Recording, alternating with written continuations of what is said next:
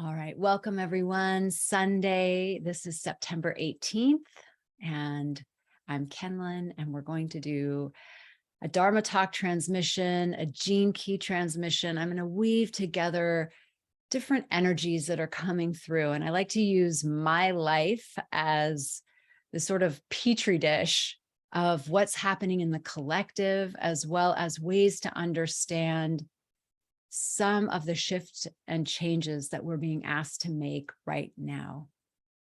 So I have to say that Gene Key 6 was a doozy.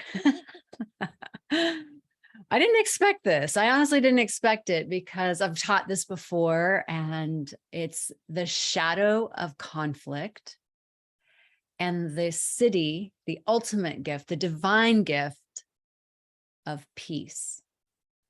And the pathway is through diplomacy. And it really, the transmission starts off, it's really about relationships. It's really about the conflict that we experience in relationships. And it's a surprise, I think, to many that built within the structure of relationships is conflict. So in human design, the gate of the I Ching, gate 6, is conflict, and it forms a pathway or a channel with 59, and that is about our sexuality, reproduction. And together it forms the channel of mating, the channel of reproduction. And that goes from the sacral center to the solar plexus, the emotional center. And when I read into the channel for reproduction, for sexuality, it really is a channel of intimacy. It's a channel of vulnerability.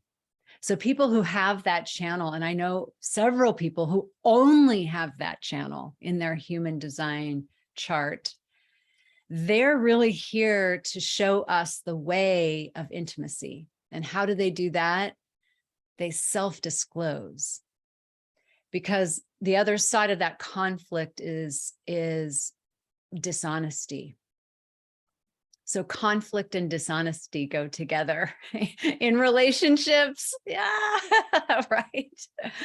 And that's how it's supposed to be. That's how it's wired in. It's the nature of polarity. So right there, the nature of polarity, it takes us into a bigger picture than relationship. It takes us into duality, and then it takes us into waking up from duality, waking up from the game of a separate self.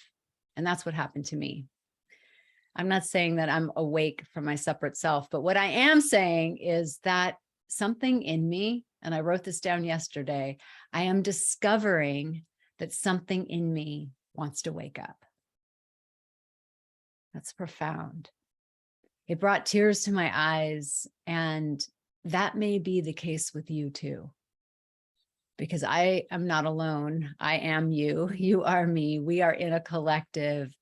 So I just want a presence for a moment that something in you is already awake, and it wants to be aware that it's awake. I think that's what's happening inside the collective. So I just looked at the page in my Gene Keys book, Gene Key 6. All I did was look at it, and it was like a homeopathic dose.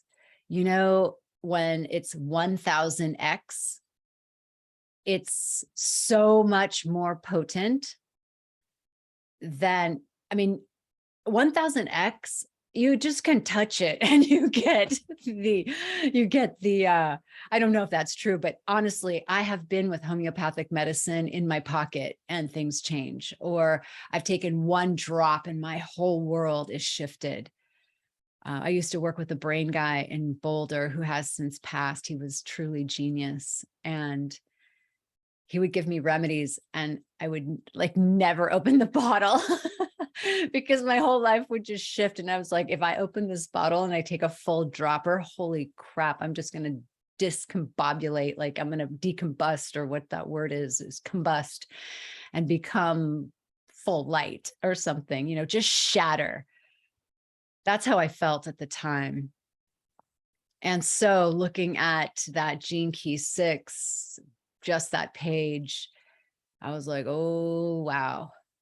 So what I did is I went on an inward journey, and here is what came through. And before I share that inward journey, I want to share about whose birthday it is today. So today is the founder of eHarmony, Neil Clark Warren. It is his birthday today. And I know that because I worked for Neil. And he's 88 years old today. Happy birthday, Neil, wherever you are. I send you so much love. Thank you for doing what you did. And his life work, the sun, his conscious sun, is Gene Key 6. So this is just a teaching. I mean, I love it when you can see clearly the genius of these systems, because these systems are ultimately, they're channeled, but they're made up. They're from another world. They're brought to us in 3D from 5D, I believe. And it's beautiful when it's like spot on, when you can see something for yourself. And I feel that way around in the activation sequence of the Gene Keys, my life work. That's the conscious sun. It took me a long time to understand that Gene Key. And I said last week, I really appreciate Richard Rudd's transmission of the Gene Keys. As I mentioned, he was a student of Ra's in human design.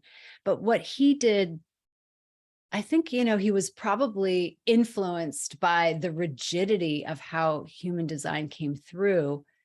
And that often does when things just come through, like think about Kundalini yoga. They come through with a rigidity because there's like a purity that it's protecting, but it gets to loosen up. And what Richard Rudd's transmission is totally in flow. It's really more of a feminine version in the way I feel it. So he doesn't give readings, right? He's telling us to contemplate and get the understanding for ourselves. And certainly that has for me not been in a vacuum. I get lots of different insights, but then I take them in and spend time alone and I contemplate them and see if I can just move the prism ever so slightly to see something about myself or others or the world that I didn't see before. So Gene Key 6, Neil Warren is the founder of eHarmony. He was a psychologist before that, and he really wanted to help people. So as a psychologist, he's dealing with conflict. He's dealing with marriages. Was a relationship therapist.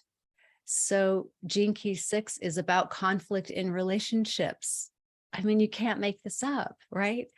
And he gets the vision at 66 years old. I'm sure he had the vision way before. But at 66 years old, he starts this company and he recruits his son-in-law and they start eHarmony. And what he said, I was reading a quote last night, just looking up some of these facts that I had forgotten about him. And he said, people aren't interested in learning about relationship as much as they just want one. So that's why he put together his algorithm, his genius of what creates harmony, the opposite of conflict in relationship. And that became the algorithm of eHarmony. And this is his life work. So I'm super excited to be doing this transmission on his birthday and honoring him. It was really fun to work with him.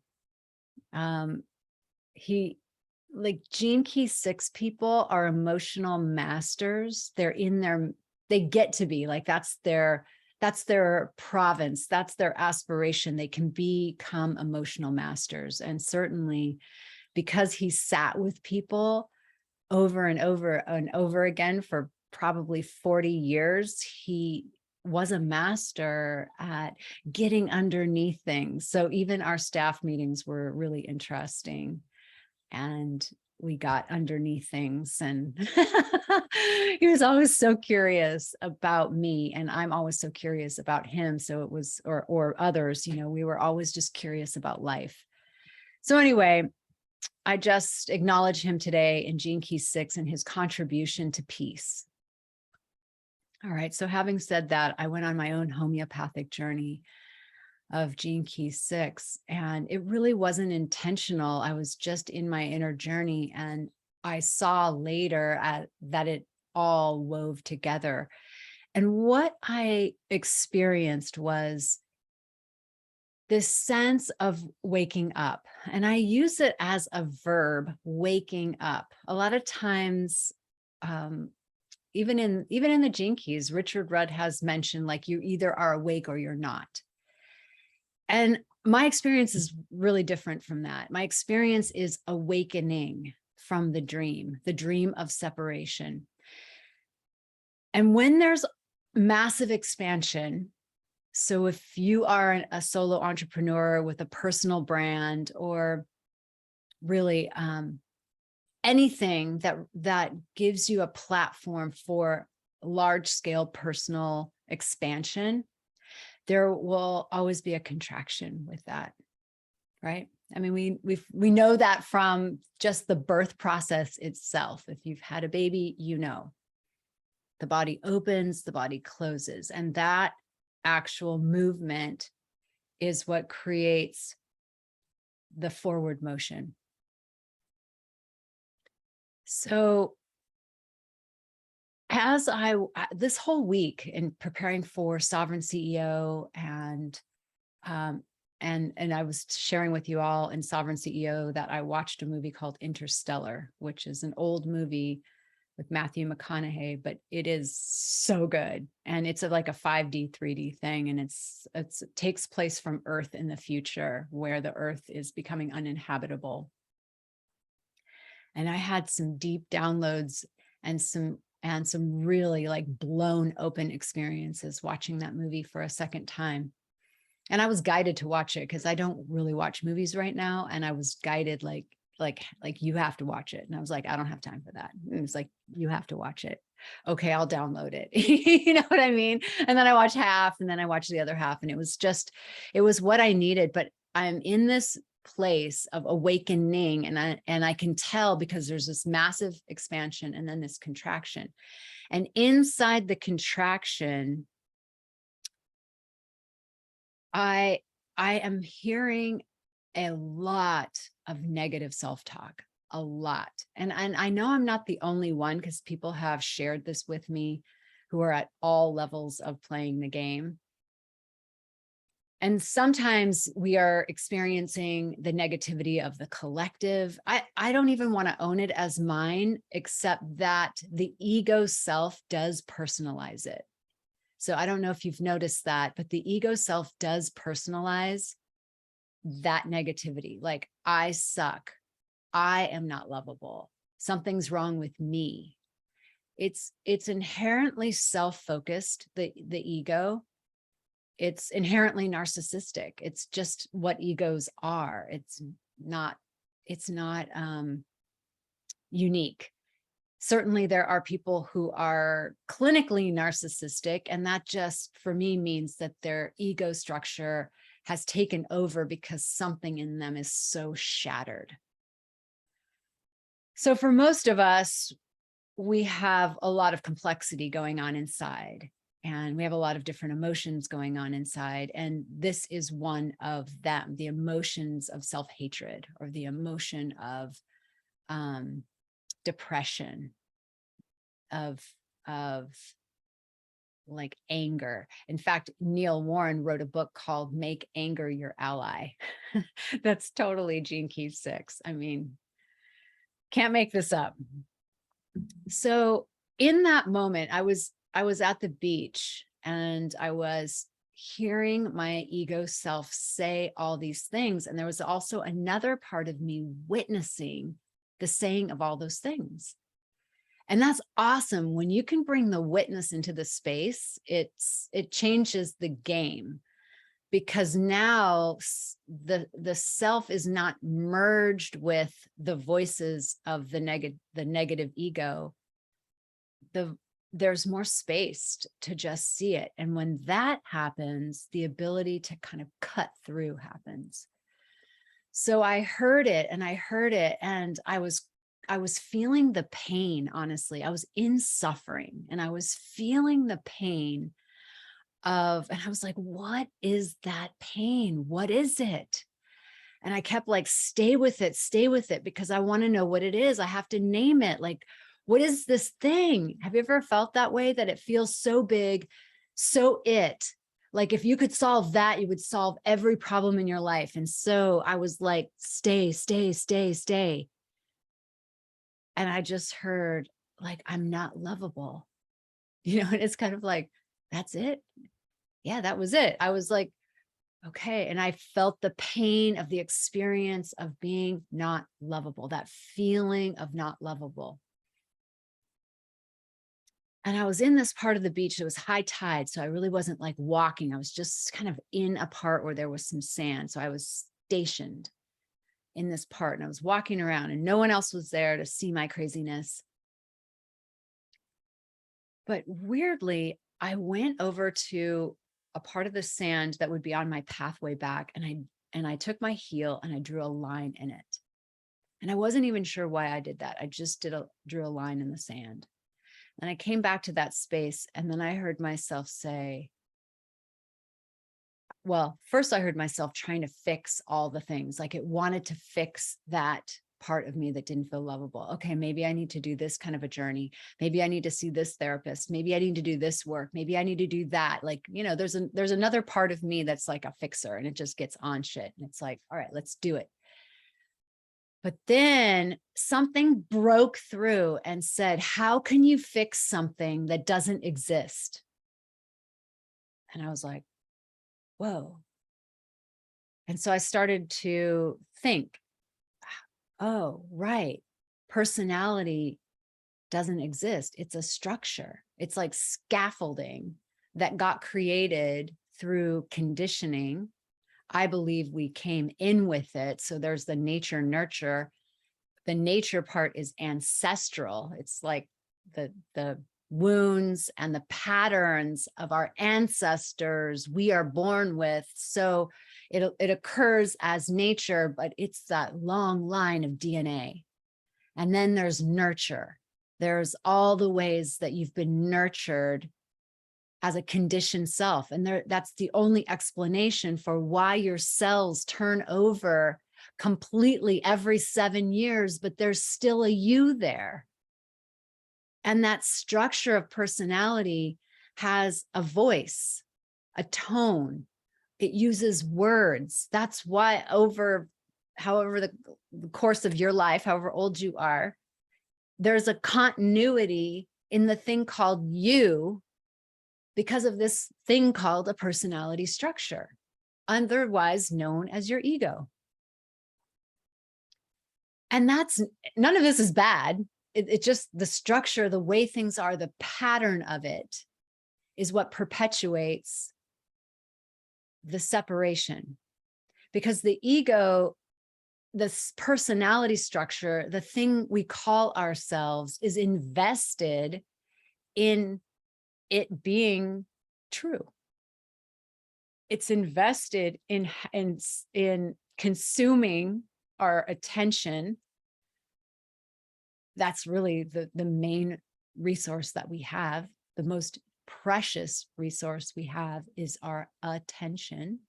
And we give it to this ego structure that's trying to solve a problem that doesn't even exist. So as soon as that question penetrated my consciousness, something in me woke up. And I saw that I can't fix a thing that doesn't exist. the personality is what it is.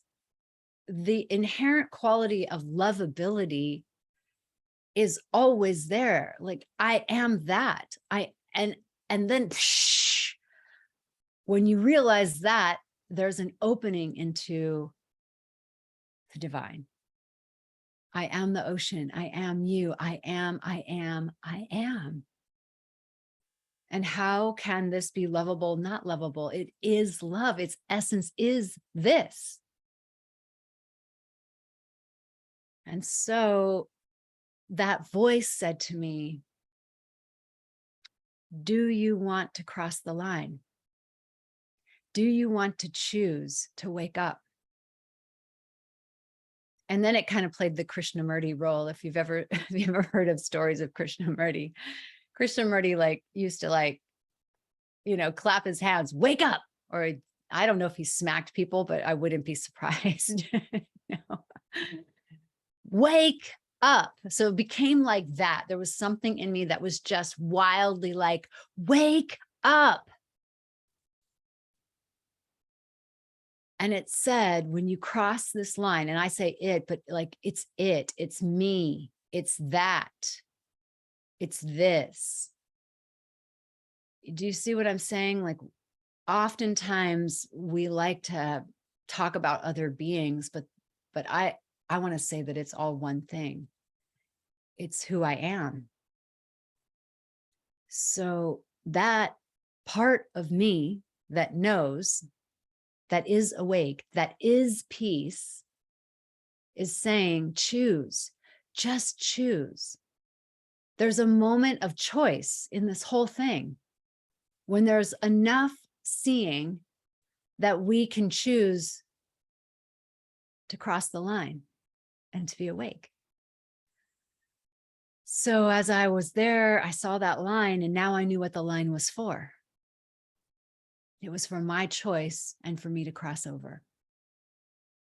So I did an inner ritual and I crossed over that line, which means for me that I chose. I'm choosing to wake up. And it doesn't mean that my emotions are going to be constantly in bliss. I think waking up, at least at this stage of what I'm pointing to, is waking up from the separate self, identifying with it, seeing that it's there, it's playing the game of Kenlan, and it's not the truth of who I am. So I don't need to actually feed it.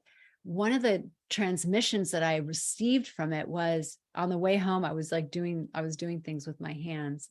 I was like, and what I received from that was, when I am aware that I am that I am this, there's no conflict. And even there's no conflict with another person, but you know what? There's no conflict with myself. I think sometimes our biggest hurdle is the conflict with ourselves. And I see this because I do work with a lot of women who are building their businesses, and it is so confronting about, am I good enough? Am I worthy? Do I deserve to do this? Have I earned my right at the table? What if no one likes me? What if I'm not lovable? All the very core wounds. What if people reject me? All of that is the ego's hijacking of the truth that really none of it matters. And when I saw it, that when I'm standing in that truth, it doesn't really matter what I say, because, well, I mean, I can't even say because. It just doesn't matter what I say. If I'm really clean, if I'm really empty, and I'm not all the time. So I very much have the humility and relating to what it feels like when I'm identified with that thought of being rejected, or that I could be rejected, or that there must be something inherently wrong with me. And I suspect that until there's like a full 100% identification with the awakened part, that will always be in play. And so to me, actually, I don't even care. It doesn't matter, because the keys of the kingdom are, what am I choosing to identify with? So I just really saw that it's simple. To be the peace is to be the peace inside, to trust what's coming forth. And even receiving feedback, it's all fine. It is what it is. And it isn't personal. And I think all of these words, when they're said, are so different than when they're experienced. But there's probably something going on in the field right now that this needs to be named. So there's a place that we each can occupy that allows us total freedom, because the peace is inside. We are that. We are actually stillness. I can feel that stillness inside. And I get up and I do things and I say things. I give this transmission. Some people will like it, some people won't. It just doesn't matter. It's just here, what I'm here to do. And if I am not playing the game of judging myself, of the ego hijacking this experience and having commentary on this experience,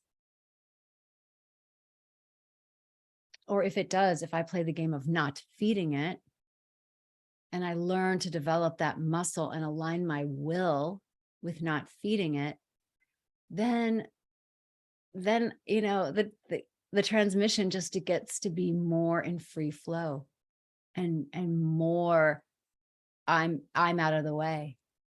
The ego structure's out of the way. It's a place that I believe we know, and we've known since we were born. We knew before we were born. We knew this place. It's very sacred. It's very beautiful, and the world is longing for it. And we have all these hacks, which are beautiful. I mean, you know, I've been doing a lot of things in my personal growth world, but but it's like at some point, all of that just drops away. And then there's the pure transmission. And what I felt yesterday was devotion. And that's why I was so grateful to the sisters who called me forward and said, do these transmissions, because it really reconnected me to my devotion. And that's, to me, the thing that, if I had to name my own aliveness to myself, what does myself delight in with myself? It would be devotion. When I worry that I don't have anything to offer and I come back to my devotion, I know that that's like the truest thing about me. Do you know? And I suspect that's true for you. So I got to do a breath work journey after all that. So I was guided after that piece came through. I wrote it all down. I wrote down my choice, that I walked over the sand, over the line in the sand. And then I did a 45-minute rebirthing breath work. And it was, you know, the culmination of all the emotions. There was a moment there where I felt so much love for my dad that it just hurt. I felt like my heart was going to break. And in the past, when that's happened, I've just shut it down, because it feels like that's the shadow of conflict. It goes into defensiveness because it wants to protect our hearts. But actually, it's the opposite. to open and breathe more. So the breath was the support to keep going, to keep going. And I've done this inside of the business mastery group and our shadow integration work. And I'm sure there will be much more because this is potent medicine. And all I needed was my own breath and some good music. So I felt that feeling, and and here's the thing about the solar plexus, and I'll end here with the solar plexus mutation that we're going through as our collective awakening. Emotions ride waves. And if you are willing to ride a wave, the wave will crest and it will come into shore, just like it does in nature. So I felt the pinnacle of that experience of that love that could just shatter me. And then it dissolved.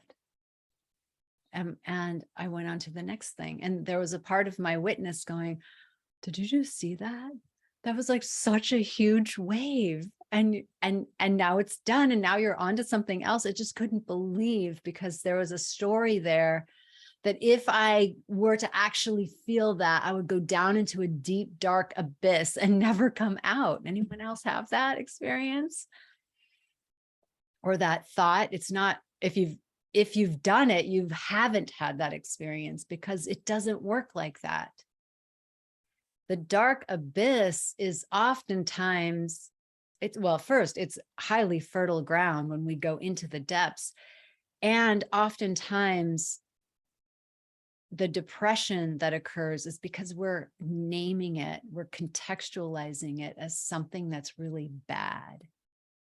And we're not allowing the free flow of like grief / love / beauty / ecstasy / pain. I mean, what is it? It's like all of those emotions at one time. And this is the solar plexus mutation that we're going on right now. That's the newest awareness center. It hasn't been with mankind for very long, like 2,500 years, like otherwise, like the splenic awareness center, the spleen, the instinct, the sense of smell has been around for tens of thousands of years. But this new awareness center, according to human design and the work that came through in 1987, was around how humanity is waking up through this awareness center. And as I was contemplating it, because emotions they're just fucking complicated. So we either have the camp of, I am not going to feel those emotions. I don't really have any fluidity or any expertise in them. So I'm just going to, and maybe we don't know that, but I'm just going to shut them down. And that sometimes can happen when it's an undefined or a white. It's white, it's undefined. There's a tendency like you're going to amplify other people's emotions, and that might scare you. And then if it's defined, it's colored in your human design chart, there's 3 different kinds of waves. And it's just like in the ocean, there are many different kinds of waves. There's wave surfers like, and there's wave surfers do not like. And so our emotions have different waves, and we will have opinions on those waves. And we might be really wanting certainty out of our emotions, but we're not going to get it. We could get a clarity if we ride the wave. We will have enough of emotional data to make a choice. And I was thinking yesterday, why, just why, And what I realized is that as we move from out of our heads, so thinking about,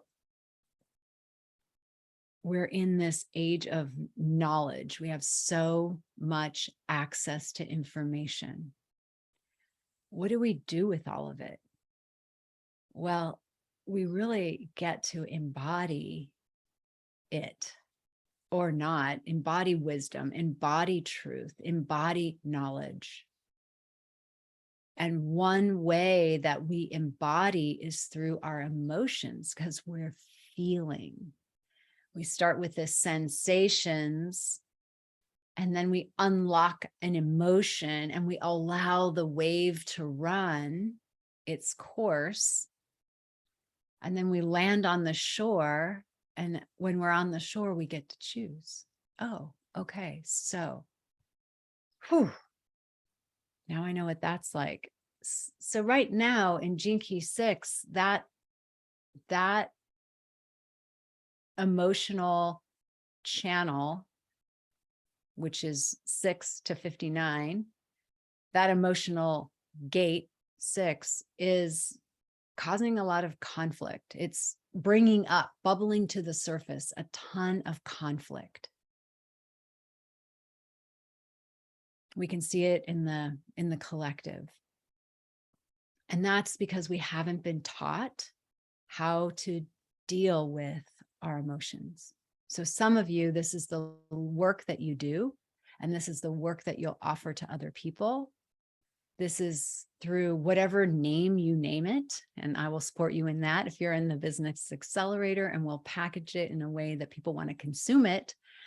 But truthfully, it's about getting in action to support people to handle this shift that's happening right now as we go into 2027. That's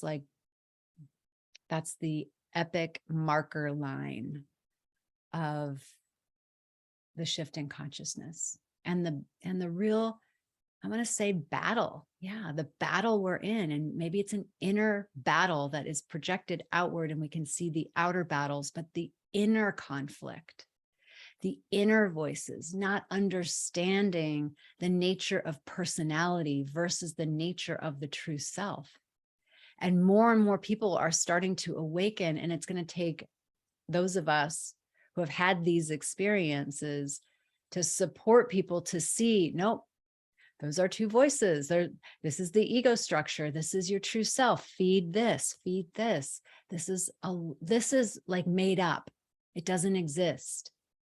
I've been listening to a lot of Wayne Dyer and the power of intention and something about the gap. It's a japa meditation.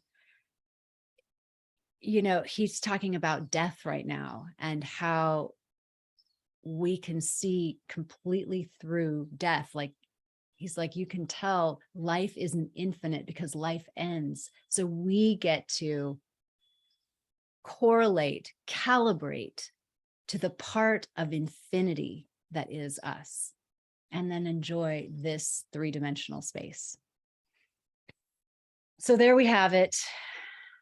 The potency, the power of Gene Key 6, and the wrecking ball that it's taking to the ego to show that it's really a facade. It's really a structure. It's really just how the pattern of life is here, but it isn't real. You can't cut it open and find your ego. You can't cut it open and find your personality, right? So take those teachings and meditate on them for yourself. My intention for you is to cause and create an awareness of who and what you really are. Thank you for tuning in. Oh my gosh, I'm gonna check in here. Oh, wow, Vanessa, nice to see you. Shattering limiting beliefs, exactly. Oh, Gabor Mate references this in his new book. Awesome, I can't wait to read it. Katie's here. That's what the contemplative practices do for me. Yeah, I am enough. The witness is the game changer. That's what Claudia says. Amen to that. Myrna's here too. Lots of love. All right. Yeah, I'm so excited that I got to actually see the comments. Yeah, you sisters know what I'm saying. And so I'm just naming an experience that's already happening in the field to amplify that happening. And let us all wake up from the dream of being separate and merge with the delight, which will be next week's transmission, the delight of being spirit in a body.